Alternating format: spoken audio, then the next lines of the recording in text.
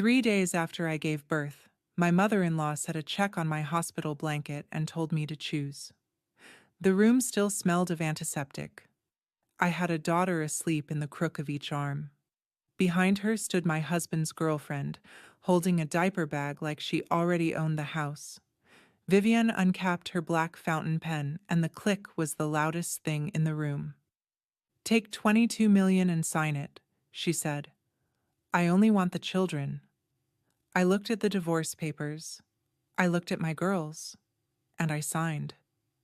Then I did the one thing none of them planned for. I picked up my daughters, and I walked out the door. By the time their lawyer woke the next morning, the most expensive signature Vivian Hartwell ever bought was already worth nothing. Welcome back to Calm Drama Stories. I'm Bianca, 33, an actuary. The woman this family liked to call just a calculator. This is the story of the night they paid me to vanish and the morning they learned what I actually do for a living. If you believe a quiet woman with the right numbers can undo people who think money makes them untouchable, drop a comment and be sure to subscribe. Here is what I do for a living. I price the things people would rather not think about. How long a body lasts, how much care costs at the end, what a promise is worth 20 years after someone makes it. I'm an actuary. For 9 years, I sat in quiet rooms and built the math that tells insurance companies whether they can keep their word. It is not glamorous work. It does not photograph well. But it is honest, and it kept me grounded long before I ever needed grounding. My father sold insurance out of a storefront in a town with one stoplight. He died when I was 26, and the last useful thing he taught me was short.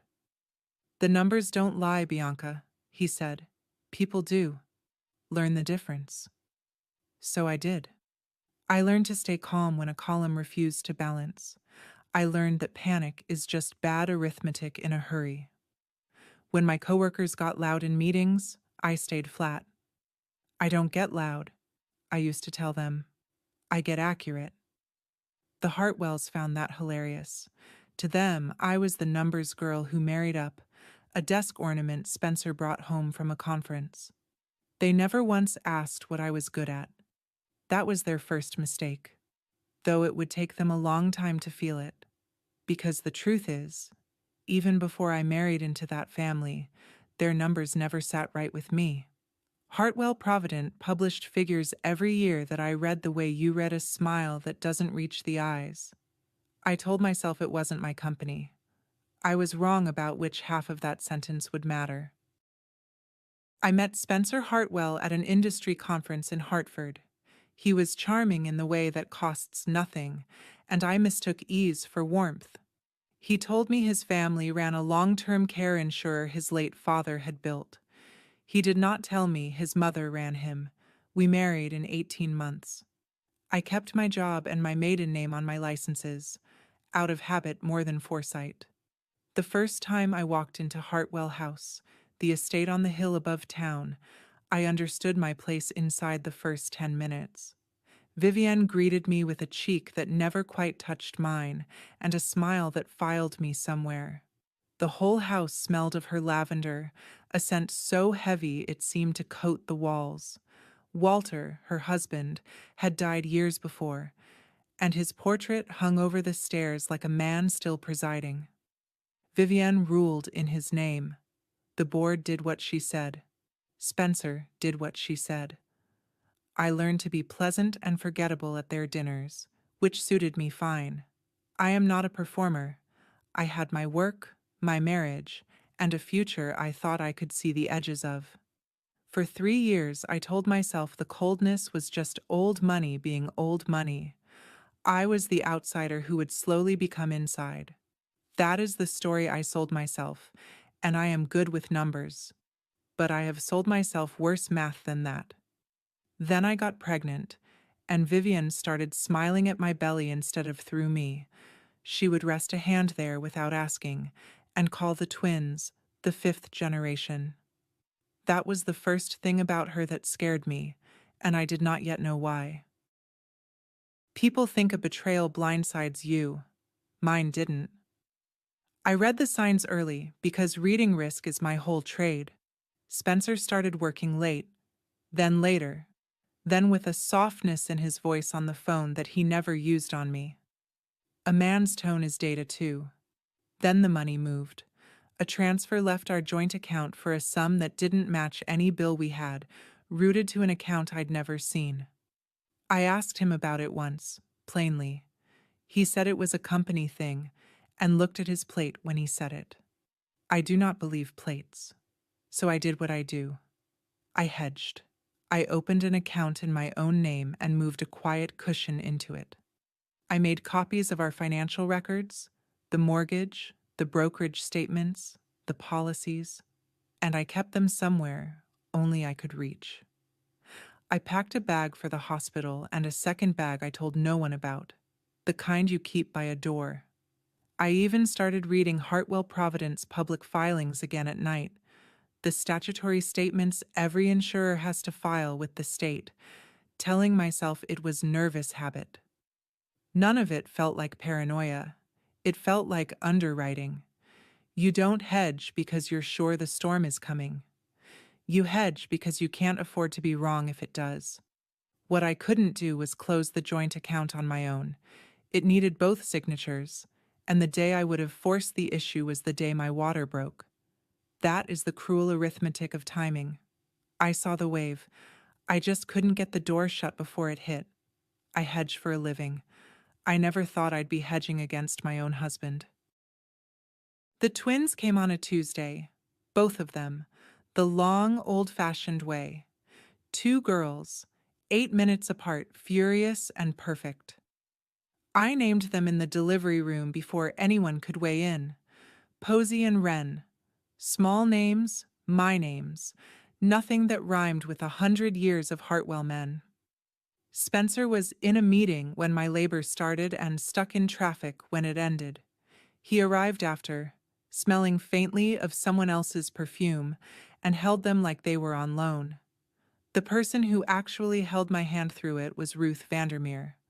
Ruth was my old mentor, a retired actuary who'd spent a stretch of her career inside a state regulator's office before she taught me everything that mattered.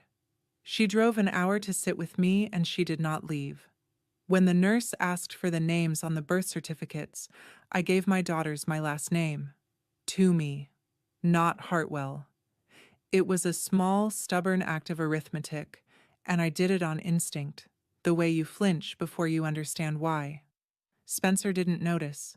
Vivian wasn't there yet. For 3 days it was just me and 2 warm weights, one in each arm, the only honest accounting I had ever done. I memorized them, the way one fussed and one watched, the way they both quieted when I hummed off-key. I told myself the worst was behind me, that whatever was rotting in my marriage could be sorted later, with sleep and a lawyer and time. I am usually better at forecasting than that. Because 3 days in, with the antiseptic still sharp in the air and my body still wrecked and grateful, the smell of lavender walked into my room. And it wasn't alone. Vivienne came in first, then Spencer, then a woman I'd never met, then a man in a gray suit carrying a folder like a verdict. The woman was young and certain of herself, and she set a diaper bag on my chair as if claiming territory. "Bianca," Vivienne said, "this is Sloane." She said it the way you introduce a replacement. Sloane gave me a small, pitying smile. Spencer stared at the floor. The man in gray was Garrett Pruitt, the family's attorney, and he laid the folder on my tray table and opened it to a tab. Divorce papers, a settlement, and underneath, a relinquishment. Lines waiting for my signature to hand my daughters to their grandmother. Pruitt cleared his throat and called it a clean, generous, fully binding resolution. He said the word binding the way you'd describe a wall. Vivian sat on the edge of my bed without asking, uncapped her black fountain pen, and that click went straight through me. "You were never family, dear," she said, almost gently. You were a line item. Sloane actually nodded. Vivienne slid the check across the blanket. 22 million for 2 signatures. Cheapest thing I'll buy all year. She tapped the relinquishment. Sign, and you're free and rich and gone. Don't, and my lawyers will spend a decade explaining to a judge why an actuary obsessed with money is unfit to raise Hartwell heirs. She let that sit. And in that pause, I understood why 2 infants were worth $22 million to her, because it was never sentiment. Walter had tied the family trust to his own bloodline, control of the company, the chairmanship, the whole 100-year machine passed down through Hartwell heirs and whoever guided them while they were small. Spencer was a weak vessel, and the board knew it. But 2 healthy fifth-generation Hartwells, raised under her hand and her name, meant Vivienne held the dynasty for another 20 years. 22 million to lock that down, and to get a sharp-eyed outsider out of the house for good. Was not generosity. It was a bargain, and she knew it. The lavender was everywhere. Posy stirred against my arm. I looked at Pruitt's confident folder and felt something old and cold settle in me, the feeling I get when a number is pretending to be something it's not. I had spent 9 years finding the cracks in walls that men like Pruitt swore were solid. He had just handed me his wall and dared me to lean on it. So I leaned. People always ask the same horrified question: how could you sign away your own children? I'll tell you, because the answer is the whole story. While Vivienne talked, my mind did what it always does under pressure. It ran the numbers, 3 of them. First, a paper signed on a hospital bed is not a court order. A real surrender of parental rights, in a state like ours, generally has to be made under oath before a judge who certifies on the record that you understood what you were giving up. Pruitt's folder had no judge in it. It had a fountain pen and a threat. Second, nobody can actually buy a child. Custody isn't a deed. A court decides who raises a child by one standard, the best interest of that child, and a checkbook does not get a vote. A judge speaks the last word, not Vivienne. Third, and simplest, I was their mother. There was no order anywhere telling me I couldn't walk out of a hospital with my own newborns. None. So the real math was easy. If I refused, they'd keep me tangled for years and outspend me until I broke. If I signed, I'd walk out with $22 million, 2 daughters, and a piece of paper they believed was a cage and I knew was confetti. I would take their money, take my girls, and dismantle them later on my terms, with the one tool they were too arrogant to fear. So I clicked her pen. I signed my married name, Bianca Hartwell, for the very last time. I wrote it slowly, so they'd relax. Then I capped the pen, set it down, and reached for my daughters. We're done here, I said. And we were. Just not the way they thought. There was no screaming exit. Drama is loud, and loud is for people without a plan. I waited until visiting hours thinned and the floor went quiet. The hospital had already cleared me to go home.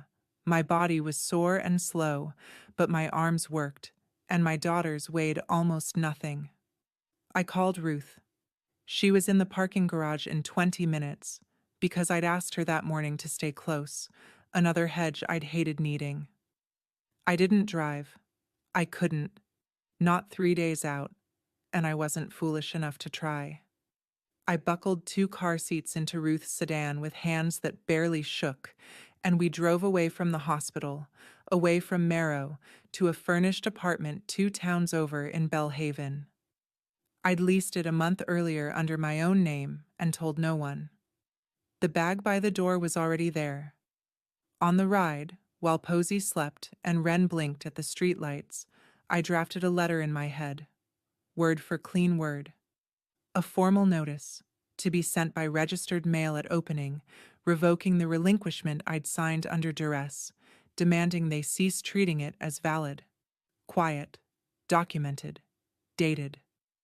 If you've ever been the one everyone underestimated, the quiet one, the calculator, then you already know the secret they never learn in time.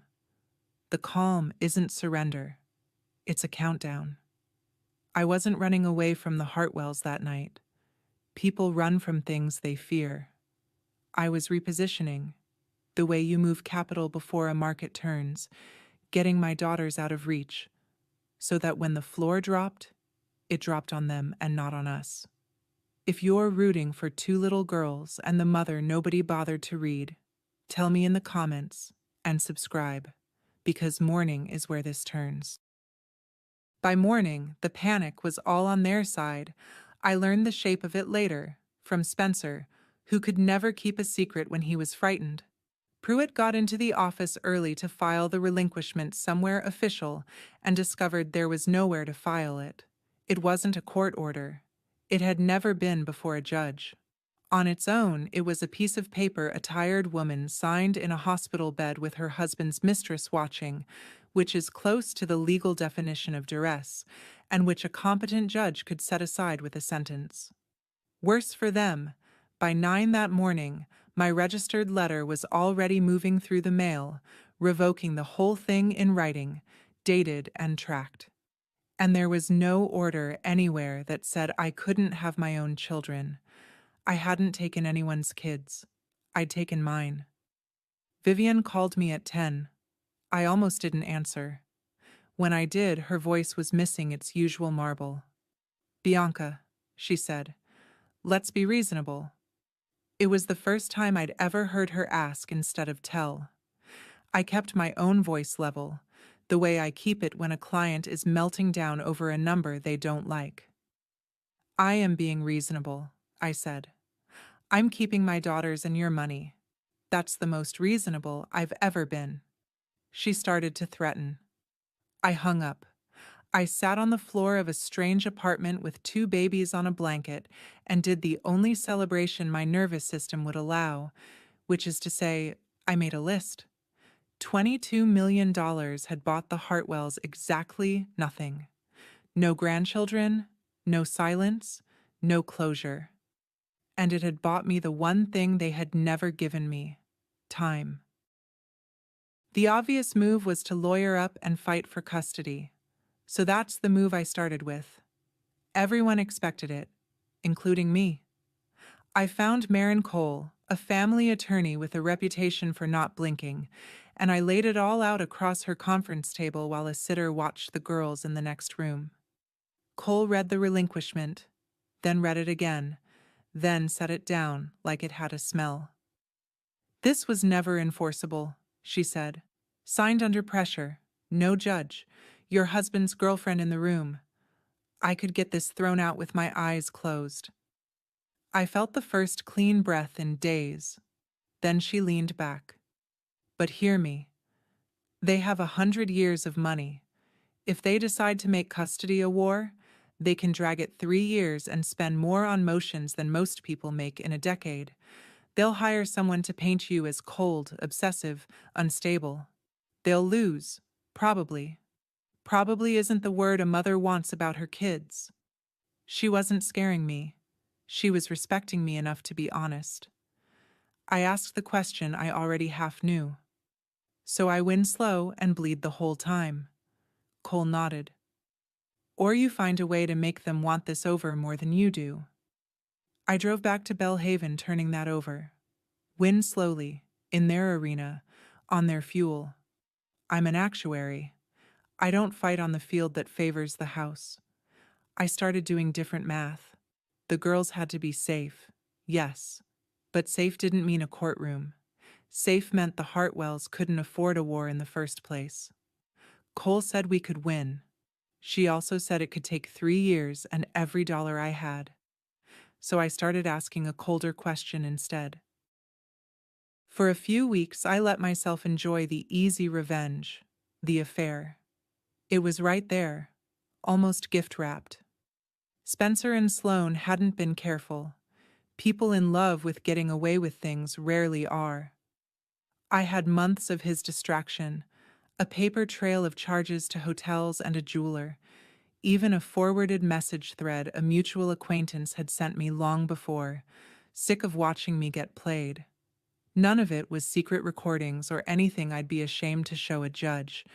It was just the careless residue two selfish people leave behind. I could have blown it open. I could have sent it to the board, to Vivienne's church friends, to the country club where she liked to be admired. I imagined the satisfaction, and it was real, and it was warm, and it lasted about a weekend in my head before I saw the flaw. Humiliating Spencer would only humiliate Spencer. Vivienne would survive a scandal. She'd survived worse, and buried it under lavender. Sloane would cry prettily and land on her feet. And none of it, not 1 ounce of it, touched the actual thing that threatened my daughters, which was never the affair. It was the money. The Hartwell money was what let them imagine they could buy my children in a hospital room. The affair was a knife. I didn't need to cut Spencer. I needed to cut the thing that made all 3 of them feel untouchable. I put the affair file in a drawer. Not because I'm a saint, because exposing it would feel good for a weekend, and I wanted something that lasted a lifetime. The question stopped being, how do I shame my husband? It became something sharper. What, exactly, holds these people up? Here is the pivot that changed everything, and I want you to watch it happen, because it's the whole point. My daughters were not safe because I might win a custody case. They were safe only as long as the Hartwells lacked the power to grind me down. Power, for that family, had exactly one source. It wasn't Vivian's will, or Pruitt's threats, or the portrait on the stairs. It was Hartwell Provident, the company, the river of money everything else floated on. Take the river away, and Vivienne was just a frightened old woman with a fountain pen. So I stopped looking at them as my in-laws. I started looking at their company the way I look at any company that hires me, as a balance sheet, as a set of promises measured against the money set aside to keep them. And the moment I put on that lens, the old itch came back, the one I'd had even before the wedding, those public numbers that never sat right. I'd spent years dismissing it as not my problem, not my company, not my business. Now it was very much my business. I pulled out my copies of their statutory filings, the ones I'd half read at night when I was only nervous and not yet awake. I made a fresh pot of coffee. I put the girls down, and I started to read Hartwell Provident the way my father taught me to read everything, slowly, suspiciously, and from the bottom up. I stopped asking how to keep my daughters away from them. That was the wrong equation. I started asking what kept the Hartwells standing in the first place, because anything that holds a family that cruel upright is, by definition, the place to push.